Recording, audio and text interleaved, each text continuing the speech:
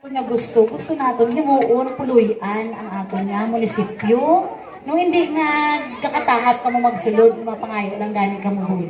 No hindi man na namon mahatag tanan. Hindi man na namon mahatagid ang tanan-tanan niya. Hindi man na namon masulbar ang tanan nga problema. Pero kung ano ang amon makasarang, mahatag man namon. Pero ang amon gusto nga mapanmatian man kamo anay namon bago kami mag-ano.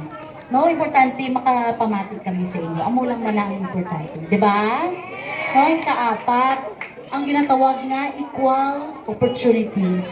Ang equal opportunities amo na gid pinaka-importante sa tanan, no? Ang patas nga pagserbisyo. Wala sang pinilian, wala sang may ginapamahog, wala sang may ginagipit, wala sang may ginaaway-away lang, kay kontra. No, kinahanglan tanan-tanan kita patas lang sa matasang pagserbisyo, kay tululuko lang kita sa matasang pagserbisyo.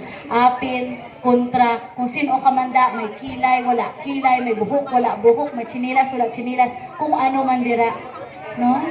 Dumay ka kaigo sa wala kilay, yaw. Anagi pag ulang gali na gaano.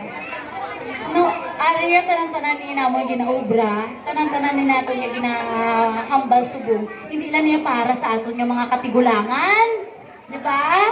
Ari tanan-tanan nga proyekto subong, tanan-tanan programa subong, tanan-tanan mga aktibidades subong, ari hindi lang ni para sa aton. Kundi para sa aton nga buwas damlag. Sino ang aton nga buwas damlag? Amo ang kabataan. No? Sa aton nga mga kabataan, apo, kaapo-apuhan, sino diri ang may apo sa tuhod? Way pa, kung mga pataon pa.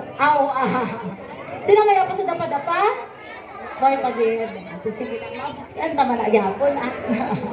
No, ari tanan ni ginaobra para sa masunod pa ng mga henerasyon.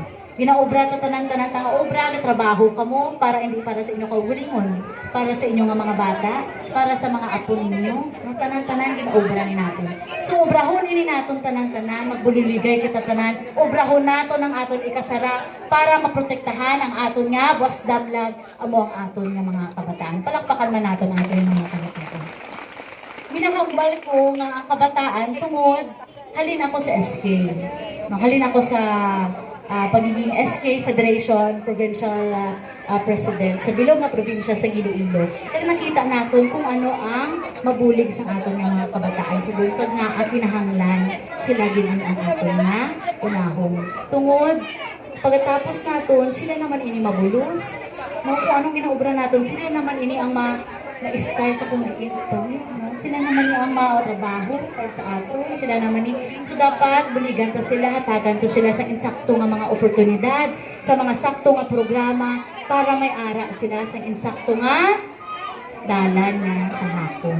No, kinahanglan sakto nga dalan nga kahapon. Kadamo-damo subong sa mga kabataan nga kung diin-diin nagakadto nga mga vices, no, nga mga kung diin na tungod man na sa social media man, gadugang na